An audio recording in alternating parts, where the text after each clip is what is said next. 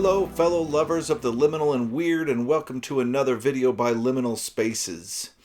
Today I'm going to do some sci-fi news and a channel update. This channel update, I'm going to include some footage by my brother, Jason, who also had a couple of things that he wanted to talk about this week. So you can look forward to that later in the video.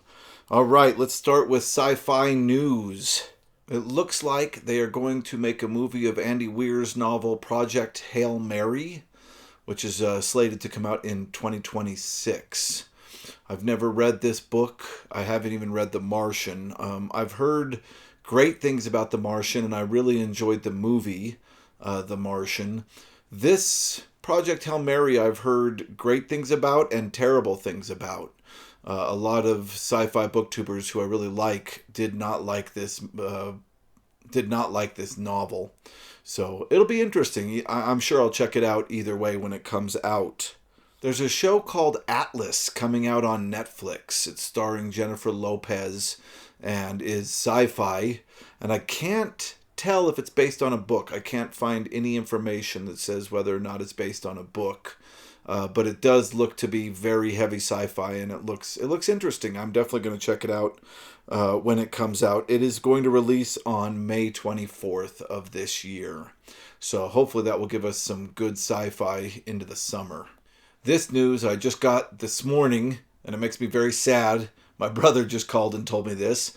Apparently they are canceling Lower Decks. Star Trek Lower Decks. That is the cartoon that has one of the writers from Rick and Morty helming it. And honestly, I really loved this show. In fact, I can easily say it is my favorite modern Star Trek right now. Jason would disagree. He'd say Strange New Worlds. And I love them both, and so does he. This seems like a terrible choice, and I was poking around on the internet trying to figure out why they would cancel a show that seems to me to be doing very well, that fans really like. And it opened up this entire concept of how streaming is working currently. And I've read a lot of things. I don't know if these are great sources, but apparently there's a heck of a conversation going around because of the canceling of Lower Decks about how streaming services work and how shows make money for streaming services.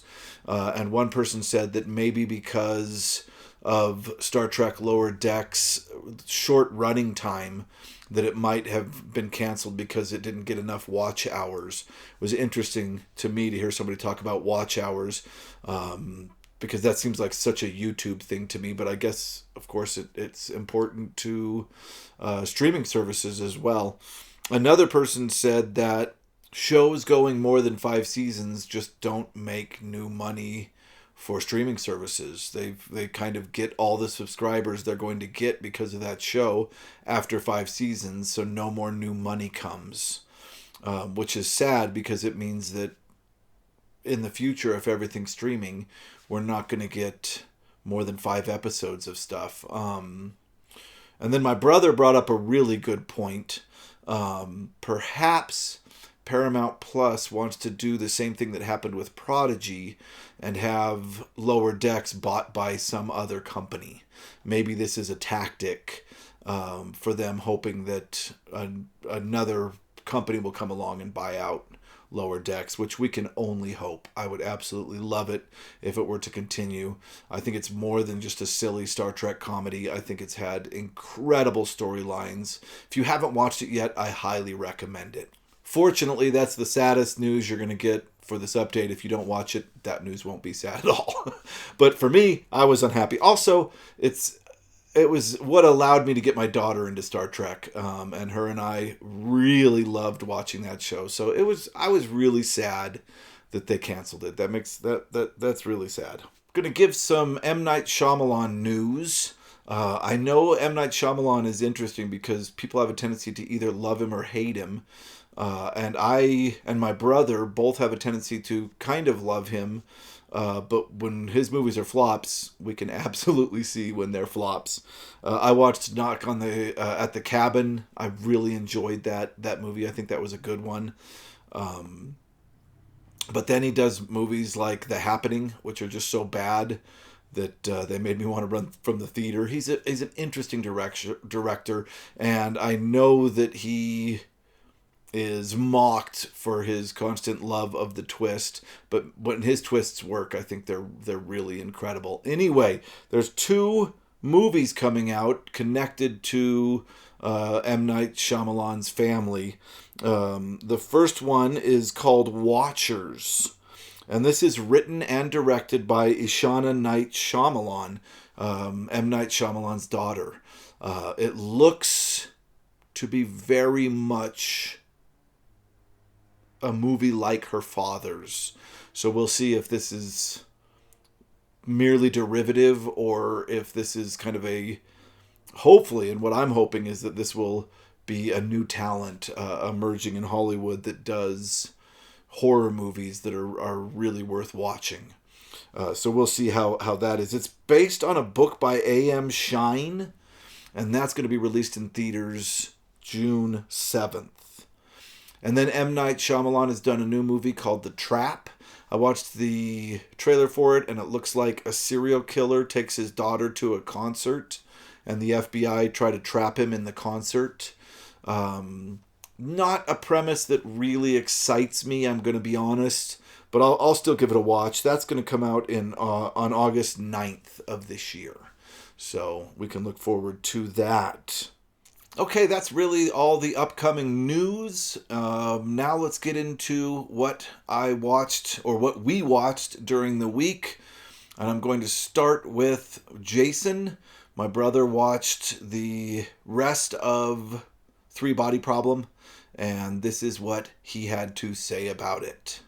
One last thing I wanted to talk about is I finally finished the Three Body Problem television show. And I really enjoyed it. I had a wonderful time. I have not read the books. I can't compare them in any way. I just loved the bold choices all throughout. It's so neat to read a sci-fi book that is so extreme, to just say, aliens are coming. They're going to be here in 400 years. They hate you. What are you going to do? That's such an extreme, cool choice. Or to say, yeah, the entire earth is covered by this thing so they can see everything that we do. Everything. Like literally at the end of the show, they are putting images into one of the characters' mind. Like that's how much control they exert on the planet. And you got the weird wall facer thing, and I just really enjoyed it. It was so cool. You got the weird brain guy who's drifting out into space now, and I do want questions answered. And my immediate reaction when a television show ends on a cliffhanger is a cynical one. I think to myself, oh great, they haven't even thought of an answer yet. They're just trying to rake us in, and it's going to not be a good answer, right? When it finally happens, we're all going to be disappointed in how it turned out. And I get cynical about it. But I really love that in this case, the books are written. The answers are already there. They're just setting it up in a TV way. And I really appreciate that because I trust the writer of the books. I feel like we're going to get cool answers in the future. So I really had a blast with the show. It was really wonderful. So now I can move on to the Fallout TV show, and I can try to catch up with that and talk about that probably in another video like this, just a really short kind of little thing. Okay, last week, or this week, and last week, I'm having to do two because I didn't do a channel update last week. So over the last 2 weeks, I've seen quite a few things. Number one, I finished Fallout, the TV series based on the video game, and I absolutely loved it. I highly recommend watching this. It was such a good time. It's quirky and weird in all the right ways. And if you've watched the video games, that's even more fun. But I don't think you have to have watched the video games to enjoy the silliness of this series. It's just a kind of a crazy romp through post-apocalyptic world. And I feel like the end wraps up nicely and has a good statement. But it's still open to another season. It's well worth it. Give it a watch. You'll really enjoy it. I loved it. This one's going to come a little out of left field, but I went and watched the Spy Family movie, which is an anime. It's called Spy Family Code White. And I went to see this with my daughter, who was super excited about it. And we went to the theater. We saw it in its original language in Japanese with English subtitles. And I gotta tell you, I was thoroughly entertained. It was hilarious and really surprisingly much better than I expected. It was really incredible. If you're looking for a fun PG-13 movie to take your family to, this one was incredible. It was well worth it. A crazy spy family where each of them have a huge secret and think that nobody else knows their secret, including a young girl who can read minds and knows all the family's secrets, and a dog with precognition. There's dogs again. I swear, sci-fi dogs are a theme for this channel. Yeah, it was a good time, and you don't need to know the anime to watch the movie. The movie, I feel, was self-contained. I was able to keep up. Absolutely worth it. Give it a watch. Just last night, I watched Late Night with the Devil, and I really loved it. It was a good time. It is obviously an homage to 70s slow burn horror movies, and it is pitch perfect for that. It really felt like I was watching a 70s movie with effects, of course, that really might not have been able to be done in the 70s. Although, now that I say that, and I'm thinking back on it, I think most of the effects in that movie were practical. I think that movie could have straight up been made in the 70s. There's a moment with the light in the actress's head has this light coming out of it that felt CG to me, but I think most of it was practical effects. If you enjoy 70s classic horror movies, you'll love this movie, straight up. If you understand the slow burn and the build-up to intense concepts, a build-up that for today's audience can seem really, really slow, you'll love it. 70s is my favorite era for horror movies, and I really every second of this was a great time. I highly recommend you give this a watch. It's a good time. And now a channel update. I did create an Instagram for our channel. If you go to our channel page and look at the links, you'll find a link to our Instagram. This is where I'm going to be putting information like what we'll be reading way beforehand. So if you'd like to join us in reading certain things, you'll see it on the Instagram first, and stuff I get in the mail and that kind of stuff. So if you'd like to know more about our channel before our videos come out, go ahead and go and join us on our Instagram. I'm new to Instagram, so if I'm doing stuff wrong, let me know. All right. Next, I want to go over the comment of the week really quick. I have to look sideways at my screen to do this, so it may look like I'm looking off into nowhere, but I'm just reading this comment. So the comment was by Crit9125, who I'm just going to call Crit, and they say, "I'm curious, why is liminality so significant to you that it's even your channel's namesake? Thanks." This is a great question, Crit. I thank you for asking it. I've never really given or had a chance to explain why I named the channel Liminal Spaces, so this is perfect. When I was a kid, this will all come back around, I promise. When I was a kid, my parents would take me and my brothers out to a small town in the middle of Utah, where she grew up and where my grandparents were, and so on and so forth. And this small town was a farming community, and I would run out into the fields and go through old barns and collapsing old buildings. And they seemed to be all over this small town, and I would find the bones of sheep in the fields. and pretend they were werewolf bones and things like that. And as I grew, this exploration of dark, mysterious places, I kind of became obsessed with it. And I think it's what pushed me to want to be a writer. And when I started writing, all of my stories tried to capture this concept. And I didn't really have a way to describe it. And even throughout my undergrad in literature, I never felt like I could truly explain this desire for the feeling of mystery that comes from abandoned places or places that people don't usually frequent because they're just made to travel through.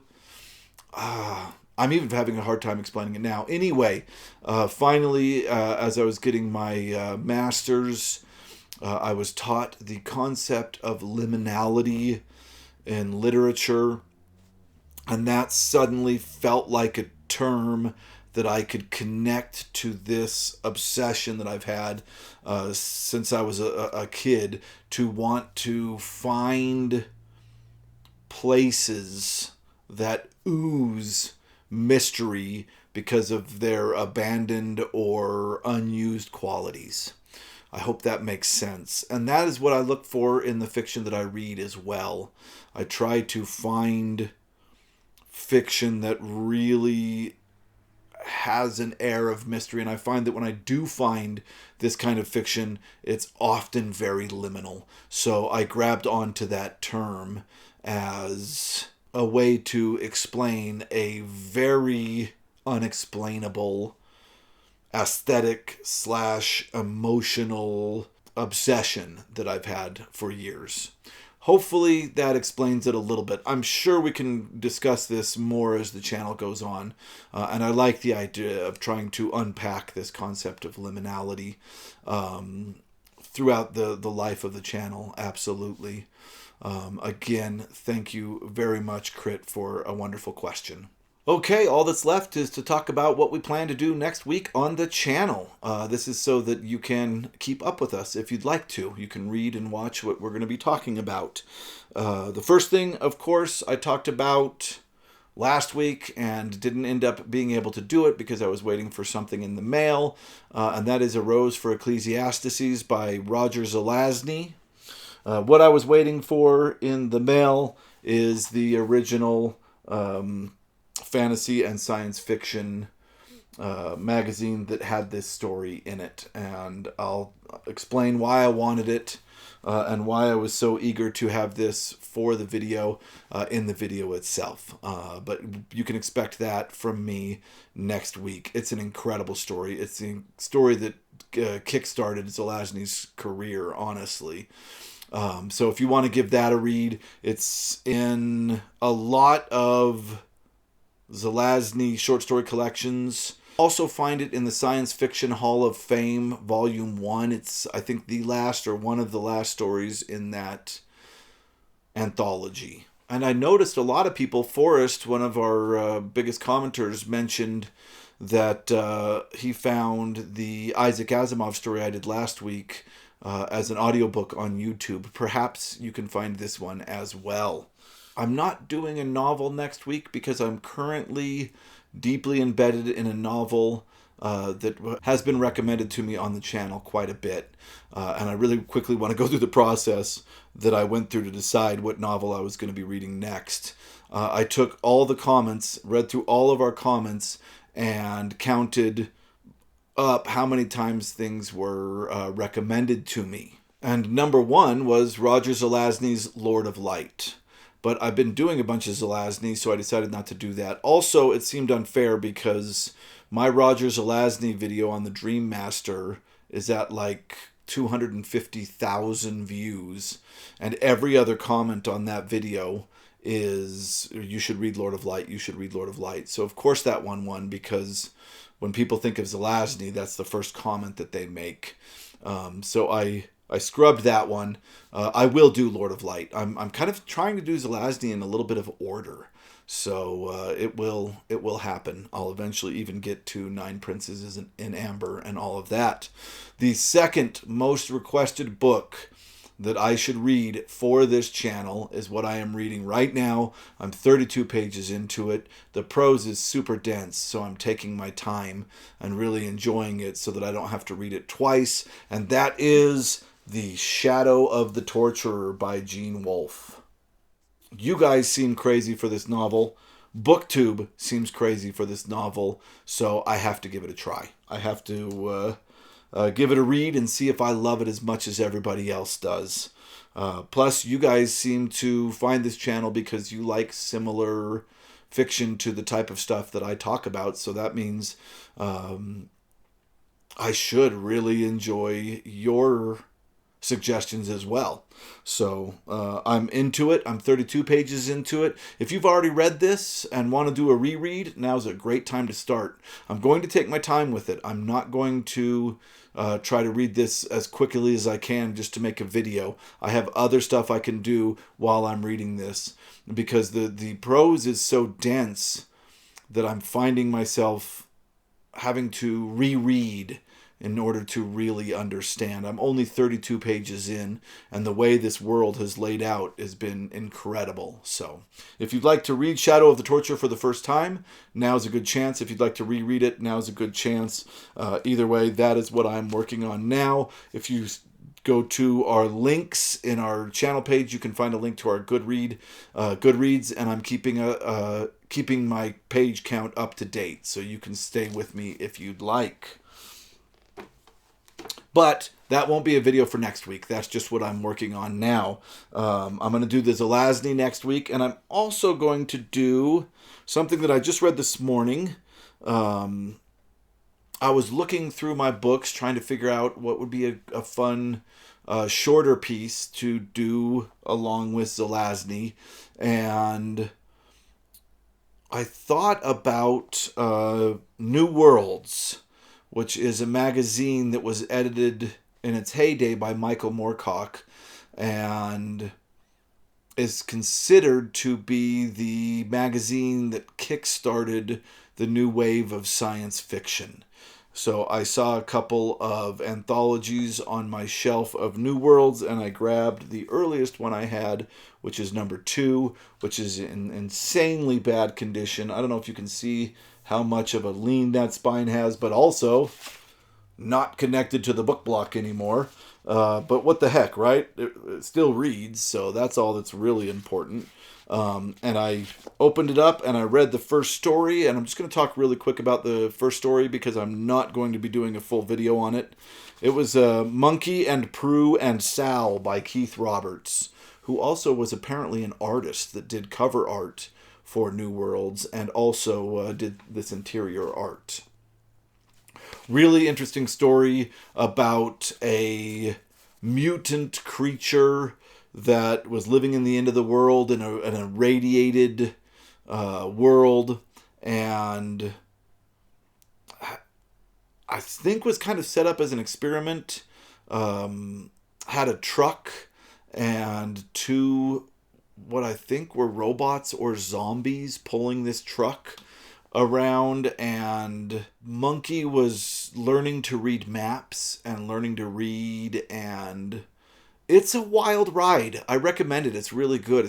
I'm not going to do its own video on it, but it was weird. I really enjoyed it. Give it a read. It's a good time. But the second story in this that I absolutely am going to do a video on is a story by Norman Spinrad. And I thought all these writers were going to be British, and so far they have not been. It looks like Michael Moorcock was trying to do a mix of both sides of the pond. I've heard of Norman Spinrad. I have one of his books. It's called Child of Fortune. Didn't know what to expect. This is right up this channel's alley. It's similar to Lem and the Futurological Congress. This is weird, psychedelic, future chemical society stuff.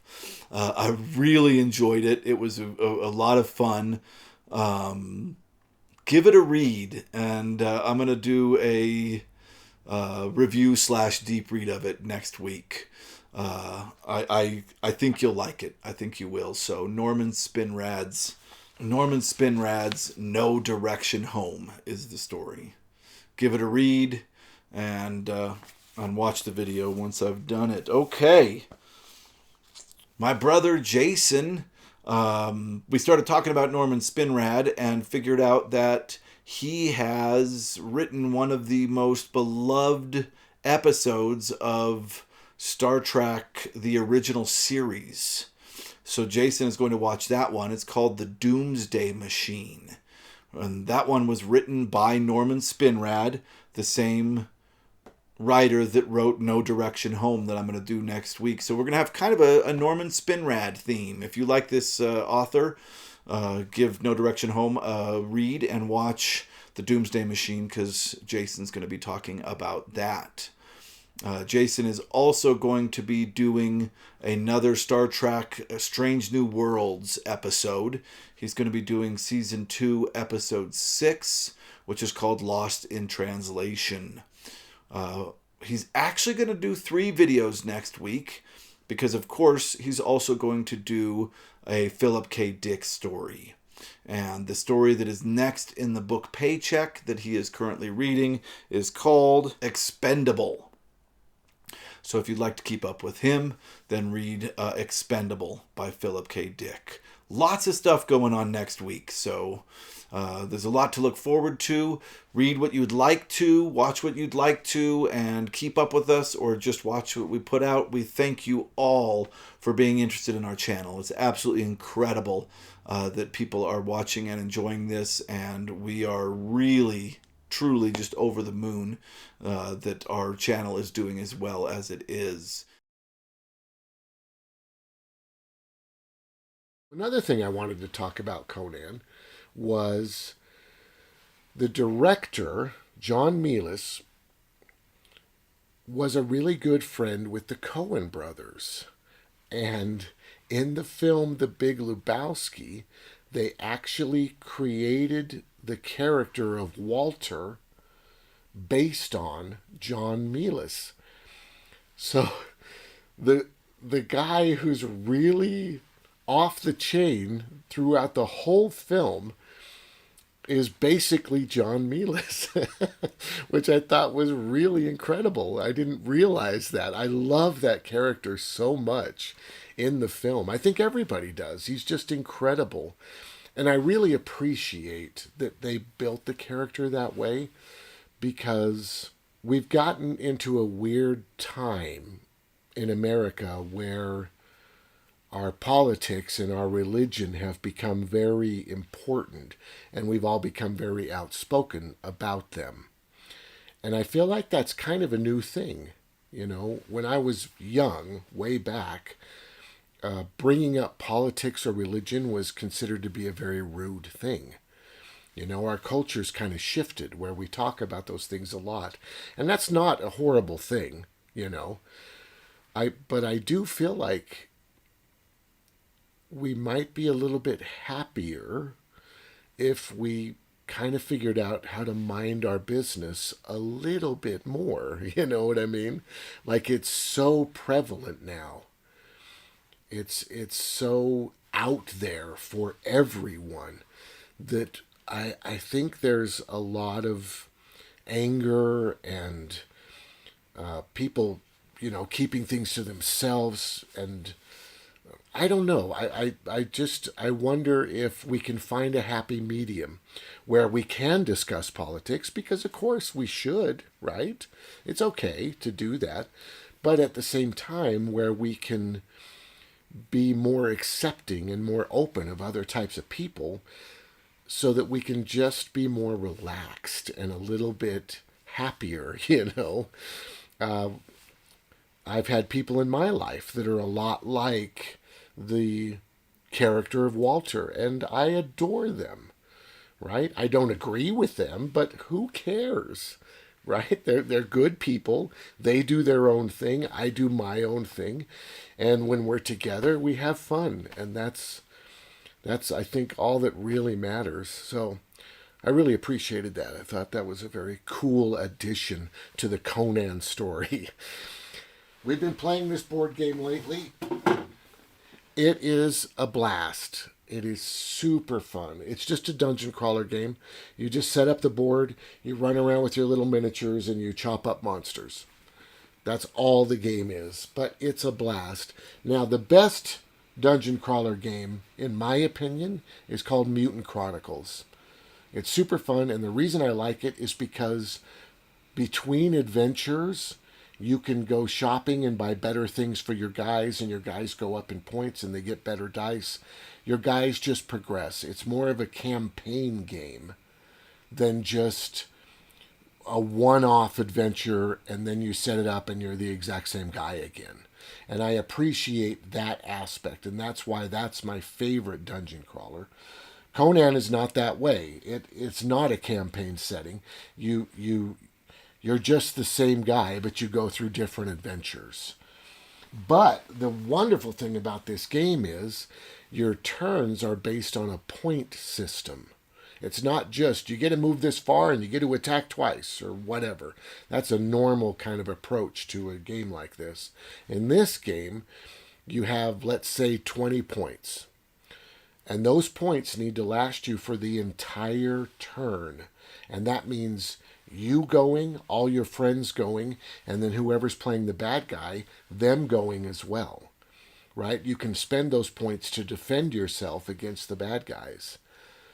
But if you want, you can go crazy on your little round and you can spend all your points and do all kinds. You can chop up a bunch of bad guys, run clear across the board, and just be a lunatic in your little tiny round. But then you're out of points. So as your friends go, you can't do anything to help them. And as the bad guys go, you can't do anything to defend yourself because you already spent all your points. So it's so fun to be given that much control, to be able to say, okay, this is the turn. I have to complete this turn. I'm going to spend all my points right now.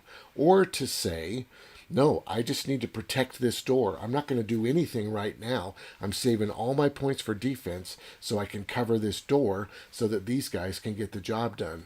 You know, it's such a neat system, and I think that's the reason that I find this game appealing. Even though Mutant Chronicles is probably the best dungeon crawl game. All right, so I think that's all I had to talk about right now. Thank you so much, and have a great day.